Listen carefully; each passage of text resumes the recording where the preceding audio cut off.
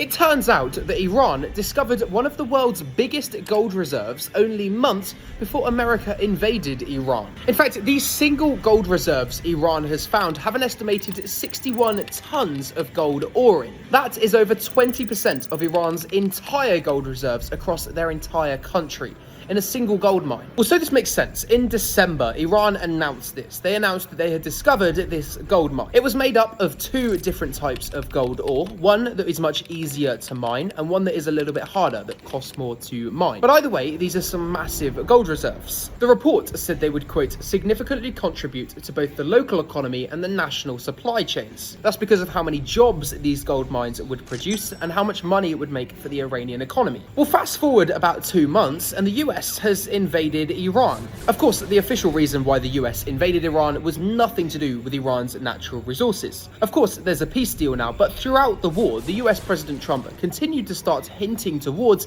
taking Iran's resources, whether that was seizing Iran's gas fields or their oil fields. Now, Trump never explicitly mentioned anything to do with gold, but if the US was thinking of seizing those, it's likely they would go for the gold too. And this is worth possibly trillions of dollars, what Iran found just 2 months before the war started. And to be fair, this isn't something I've just found out now. I was just thinking today whilst covering the news, and I remembered it. I covered this originally back in December when Iran announced it. Of course, I didn't know a war was going to start when I covered that. But since then, a lot's changed. And so, Iran discovered gold before the war started. Maybe it was something to do with that. Either way, obviously I cover all of the global news that you won't find anywhere else, because I bet you probably didn't even know about this. And so, leave me a follow because I'm covering stuff that you really, really want to know about.